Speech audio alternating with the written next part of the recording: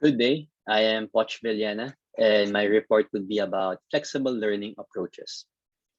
So, a brief description of what flexible learning is. So, it provides increased choice, convenience, and personalization to suit the learner.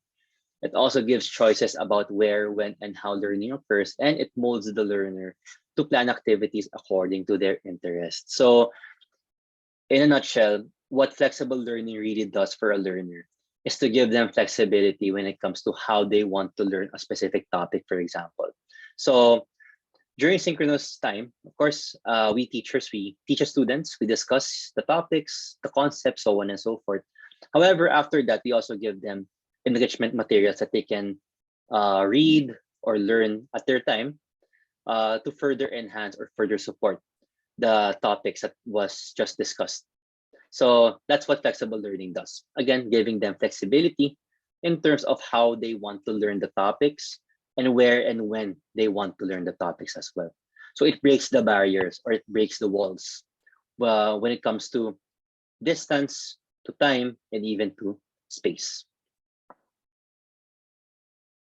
So for flexible learning approaches, we have three main approaches. First is online. So when we say online, it's electronic based. So the classrooms are online, so it's internet based.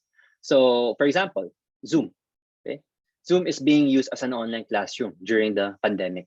So Zoom is used where for teachers to conduct their lessons, to deliver instructions to the students who are also present. So some examples of online materials are webcasts, podcasts, videos, and audios. Offline, on the other hand, does not use internet connectivity.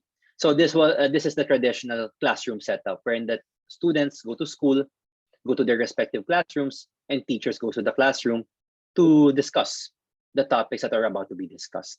So some materials used for the offline approach are printed modules, videotapes, storage devices, where it includes videos and audios, for example, and learning packets. Blended, which is the last approach for the flexible learning approaches, is a combination of both online and offline. So for online, it uses online for delivering the lessons and offline materials for the other activities, such as reading materials, for example. So these are the three main approaches when it comes to flexible learning. Again, so we have online, offline, and we also have blended. So for online learning materials, one example would be Moodle LMS. So Moodle LMS is actually the LMS being used by PNU. So based on my experience with Moodle or with the PNU LMS, materials are being posted by our professors. So these materials we can read at our own time. When do we want to read them? As long as we get to read them before the next synchronous task, for example. And Google Classroom is what I personally use as a teacher. So my students are part of the Google Classroom I created. And in the Google Classroom, that's where I post the announcements, the materials, and the reading materials for our next session. For offline materials, again, being a teacher, we also use a textbook, which is the textbook shown here on the left side of the slide. So Business Management by Paul Wang, that's what we use. And we also, in face-to-face, we also use USB storage devices. So in these USB storage devices, it includes the videos or the audios or the films, for example, that are to be used during the class discussion.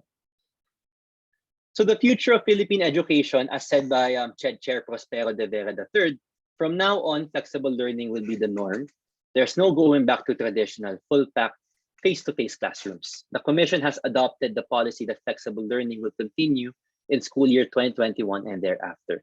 So given that the Commission has already accepted that flexible learning will be the future, as teachers, it is our duty and responsibility to be familiar as possible with all the different materials or methods that are present in flexible learning.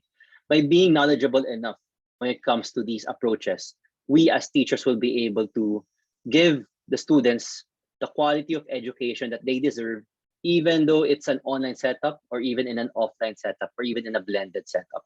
So again, it's very important for us teachers, or it's critical for us teachers to know and to master all the different several approaches so that we'll be able to provide a fulfilling and fruitful education to our students.